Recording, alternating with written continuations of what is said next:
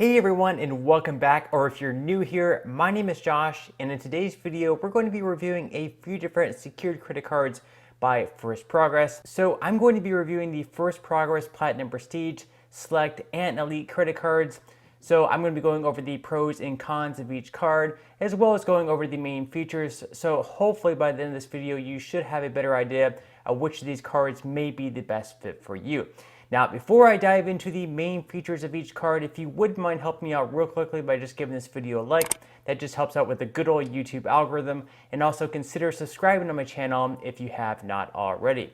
Also, if you would like to receive up to 12 free stocks from my partner in Webull, in a pinned comment below, I will go ahead and leave a link where you can receive just that. Okay, so starting out, once again, all three of these credit cards are secured credit cards, so they're basically intended for people either looking to build their credit or perhaps rebuild their credit. So basically what a secured credit card is you have to use your money up front, so you'll have to make a deposit into their account using your bank account. So you're pretty much going to be using your own money as far as your credit limit goes. Now, the minimum for a First Progress secured credit card is going to be $200. The maximum is $2,000, so make sure that you choose wisely. However, if you decide up front that maybe you want a credit limit of $500, but maybe later on you want to up that to $1,000, you can always do so, but you will have to make another deposit. And yes, I know that it's not the ideal situation to have to put your own money down up front as far as your credit limit goes, but this is a way that banks can approve you for such cards,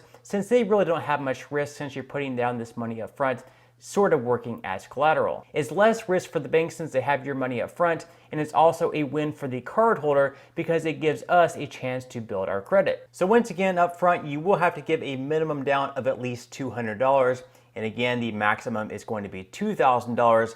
Now, in order to get this money, unfortunately, there is no way to make this card unsecured like you can with other credit cards or other secured cards. The only way you can do this is whenever you close your account, and if your account is in good standing. Now, what I mean by good standing is that your balance is paid off in full. So once you go to close your account, if your balance is paid off in full, then at that point in time, they will return whatever you put down as your initial security deposit. Now, straight from the website here, usually whenever you're going to apply for one of these three credit cards, a decision is made within minutes. However, there are certain instances where they might need to gather some extra information, so they might actually send you an email or perhaps send a letter in the mail, but most of the time you are going to receive some type of a decision within just a couple of minutes. Also, once and if you are approved for one of these three secured credit cards and you want to receive it just a little bit faster, they do offer expedited processing, which will allow for you to receive the credit card up to around 7 days faster. However, there is a fee to do this, and this fee is $19.95, which to me really isn't all that worth it, but that option is always there. Now, other than funding your secured credit card, this card is going to work exactly the same way as all other credit cards will. So you're going to spend on it as you normally would. Don't go out and make any extra purchases that you normally wouldn't, and try to keep your balance as low as you possibly can. So actually, there's something called the credit utilization ratio. And to have the best possible credit score, it's recommended to keep that credit utilization ratio below 10 to 30%. Now, this does make up around 30% of your credit score, so this would be especially helpful. Also, whenever you receive your bill in the mail, it should go without saying that it is incredibly important to make sure that you pay off in full, or at least you make the minimum payment. Paying it off in full will help you avoid interest though, and your payment history does make up 35% of your credit score, so this is obviously very helpful as well. Now, as far as the differences of these three secured credit cards go, the biggest difference is that the Platinum Prestige and the Platinum Select do earn 1% cash back on all purchases as long as you pay your bill in full. This means that for every $100 that you spend, you will get $1 cash back. And while this doesn't really seem like all that much money, it is certainly better than nothing. And also, you have to consider with a lot of other secured credit cards out on the market, they don't offer any types of perks or cash back at all. So 1% cash back obviously beats a lot of other secured credit cards that are currently out there on the market. Now, unfortunately, the Platinum Elite card does not offer any type of cash back at all. So if this is a deal breaker for you, then you may want to consider two of the other cards that I'm reviewing in today's video. Now, as far as some other differences go between these three credit cards, it does have to do with the APR. So with the Platinum Elite, it is going to be the prime rate plus 16.74%. With the Platinum Select, it's going to be the prime rate plus 10.74%.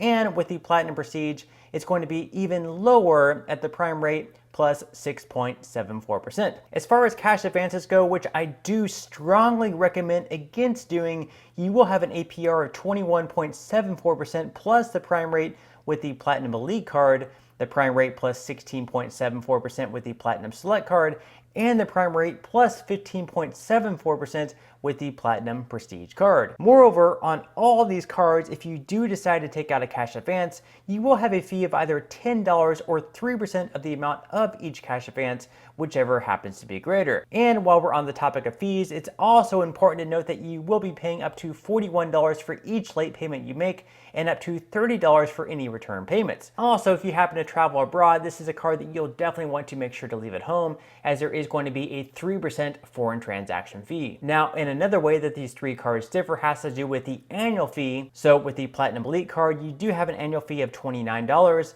With the Platinum Select card, you have an annual fee of $39. And finally, with the Platinum Prestige card, you'll have an annual fee of $49. Now, as far as everything else goes between these three cards, they are pretty much the same. There is no minimum credit score to apply, which means that there is a very strong chance of approval, even if you have some negative credit history. However, with that said, there is not a 100% chance of being approved, but there is a pretty strong chance that you will be approved, even if you have past credit issues. Also, all these credit cards do report to the three major credit bureaus. So as long as you're paying them off on time, you have a good payment history, and you're keeping that credit utilization ratio low, you should see some solid improvements within your credit score within the first few months. Okay, so now that I went over the main features of these three credit cards, I'm gonna go ahead and rank them in order for which I consider to be the best and which one I consider to be the worst. Of course, this order could vary based on what your personal preferences are. So these are going to be just going off of my personal preferences. So the first credit card, the best one that I consider out of these three, does happen to be the Platinum Select card. This card, as I mentioned in my review, does have the second highest annual fee at $39, but you can earn 1% cash back. So if you spend $500 per month on this card and you pay it off in full every single month, that is $5 in cash back every single month, or $60 over a year. And while there are cards that I'm reviewing today that do have a lower APR, as long as you pay this card off in full, you won't have to pay interest anyway, so the APR really does not matter all that much, as long as you make sure to pay your card off in full. Now, my second favorite card that I'm reviewing today is the Platinum Prestige card. Now, this card does have the highest annual fee at $49, but again, if you spend around $500 per month, that is $60 in cash back every single year, which means you'll come out ahead with this card as opposed to the Platinum Elite card, which has an annual fee of just $29. But the Platinum Elite card, as I mentioned earlier on, does not offer any type of cash back. The Platinum Prestige card also has the lowest APR, but again, this is not really something that you need to worry about as long as you pay your card off in full, because then you won't be paying any type of interest. Now, my least favorite card on the cards that I'm reviewing today is the Platinum Elite card, and that's basically just because there is no cash back offered with this card. If it was 1% cash back, I would rank it up there, perhaps the best card on the list, but there is no cash back. It does have the lowest annual fee at $29, so you do have that going for you. But again, if you're spending around $500 per month with this card and you're earning the 1% cash back, that's going to be $60 over a year. So even with the Platinum Prestige card, you're going to be paying $20 more per month in the annual fee, but you're going to be earning the cash back, which is going to more than offset the higher annual fee. Now, with that said, you really can't go wrong with either of these three secured cards. If you get them and you pay your bills off on time, you keep your credit utilization ratio low, you should see improvements within your credit score. Now, with any of these cards, I would definitely make sure maybe at max to have them for like 1 year. This is obviously not financial advice, but I would try to have them really improve your credit score, get approved for a better card that does not have an annual fee, but has better benefits, maybe like 1 to 2% cash back, like a Capital One Quicksilver, something like that. And then at that point in time, perhaps you could close your account after 1 year. That way you don't have to continually pay an annual fee of anywhere between $29 to $49 every single year, and you can move on to bigger and better things. Also, there are some other secured credit cards out there on the market that do beat this one. that have cash back and don't have an annual fee. The Discover It secured credit card is one that's definitely on my mind. That's probably my favorite secured credit card out there. And I also did a review on the Discover It secured credit card. So if you would like to check that out, I will leave a link where you can watch that in the description box below. But that's all I have for today's video. I hope that you enjoyed and found value out of it. If you did, again, I would greatly appreciate if you could give this video a like. Consider subscribing to my channel if you have not already, and I will see you in the next video.